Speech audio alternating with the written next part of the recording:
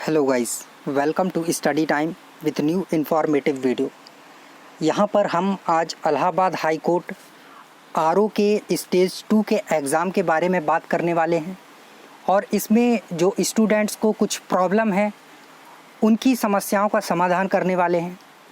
तो जो main question रहता है बच्चों का कि सर स्पीड कैसे बढ़ाएं, तो सबसे पहले तो मैं उन विद्यार्थियों को ये बोलना चाहता हूँ कि अब स्पीड बढ़ाने का टाइम नहीं बचा है आपके पास, क्योंकि एग्ज़ाम के लिए सिर्फ 7 से 8 दिन बचे हुए हैं और इतने में आप कितनी स्पीड बढ़ा लेंगे। फिर भी मैंने पहले एक वीडियो बनाया है जिसमें आपको बताया है कि आप अपनी स्पीड कैसे इंक्रीज़ कर सकते हैं। लगातार 3 से 4 घंटे आप एक ही पैराग्राफ को टाइप करिए, मॉर्निंग में करिए, आफ्टरनून में करिए, इवनिंग में करिए, जब भी आपको टाइम मिलता है दिन में 2-3 बार उसी पैराग्राफ को रिपीट टाइप करिए आप। इससे आपकी जो टाइपिंग स्पीड है वो इंक्रीज़ होगी। ये मैंने बताया था और इसको आप अप्लाई कर सकते हैं, कोई प्रॉब्लम नहीं है और 100% इससे आपकी स्पीड इंक्रीज़ होगी ही होगी। अब बात करते हैं कि अब जो आगे 6 से 7 दिन बचे हुए हैं इसमें हम क्या करें।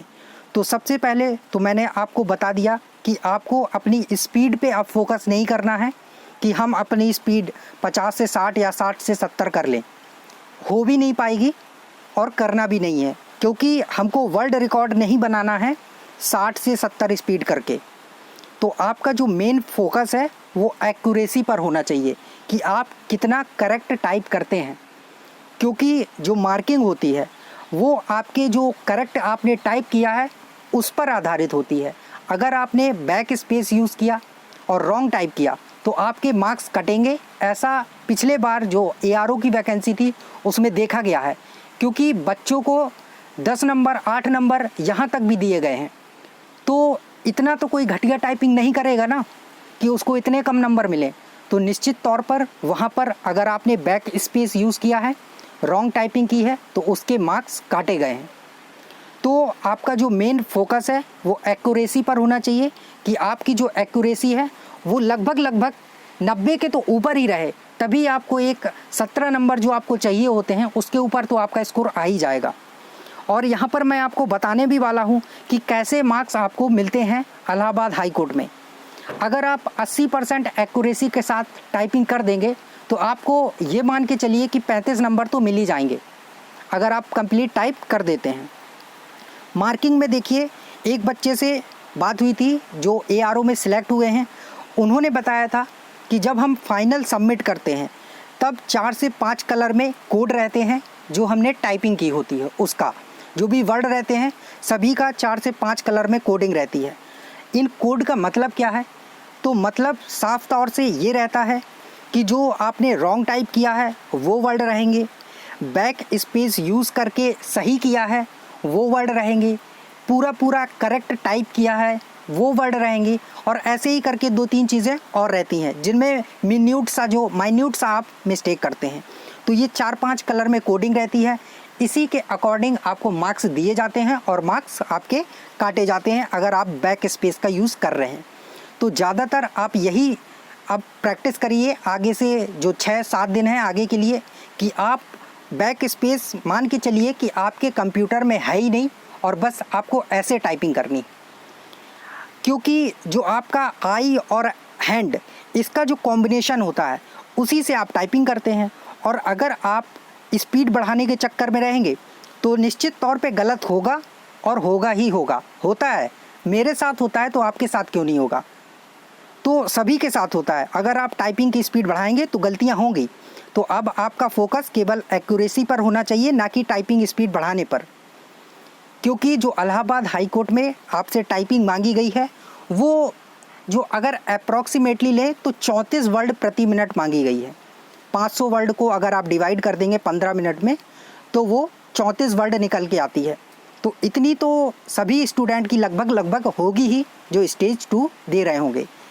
अब बात आती है कि एग्ज़ाम प्रेशर भी रहता है, तो निश्चित तौर पे एग्ज़ाम प्रेशर में आपकी टाइपिंग स्पीड किसी की 3-4, किसी की 4-5, जो जैसा प्रेशर लेगा और जो उसको हैंडल करेगा वैसी स्पीड वहाँ पर शो होगी। आप घर में अगर 40 कर रहे हैं तो वहाँ पर आपकी 35 हो जाएगी, आप यहाँ पे 35 कर रहे हैं तो घर वहाँ पर आपकी 30 हो जाएगी। ये होता है और सभी के साथ होता है। तो आपका जो मेन है वो एक्यूरेसी, और वो कैसे आएगी, आपको एग्ज़ाम जो प्रेशर है उसको हैंडल करना है। वहाँ पे ये नहीं सोचना है आपको कि मेरा सिलेक्शन होगा या नहीं होगा, गलती ना हो जाए, मैं टाइप कर पाऊँगा या नहीं कर पाऊँगा। लगभग सभी बच्चे यही सोचते रहते हैं और इसी चक्कर में गलतियाँ होती हैं। तो आपको ये सब नहीं सोचना है, आपका फोकस रहना चाहिए कि मुझे टाइपिंग करनी है बस, और कुछ नहीं। सिलेक्शन होगा नहीं होगा, नंबर मिलेंगे नहीं मिलेंगे, ये कुछ नहीं सोचना है। बस आपका फोकस है कि ये पेज मिला है, मुझे ये टाइपिंग करनी है, या स्क्रीन में जो मैटर है वो मुझे टाइप करना है, बस मैं टाइप कर रहा हूँ। आप घर में बैठे हैं ऐसा सोच के टाइप करिएगा, आप ज़रूर उस एग्ज़ाम प्रेशर को हैंडल कर लेंगे।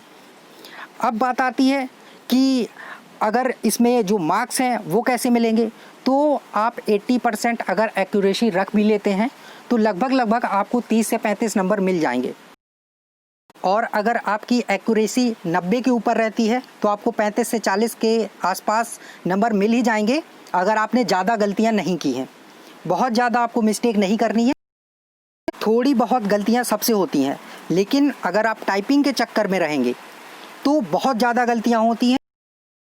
और जो बैक स्पेस है आप उसका भी बहुत ज़्यादा यूज़ करेंगे, क्योंकि आपको लगेगा मैं बैक स्पेस से इसको सही कर लूँ। तो अब बात आती है कि अगर हमने वर्ड टाइप कर दिया है रॉन्ग, तो अब उसको सही करें या छोड़ दें, क्योंकि मार्क्स दोनों में कटने हैं। तो गलत छोड़ने से अच्छा है कि आप बैक स्पेस का यूज़ करके उसको करेक्ट कर दें, क्योंकि अगर आपने वर्ड टाइप पूरी तरह से कर दिया है तो आपका मार्क्स कटना ही कटना है। लेकिन अगर आपने बैक स्पेस का यूज़ करके उसको सही कर दिया है तो हो सकता है आपको थोड़ा मार्क्स मिल जाए।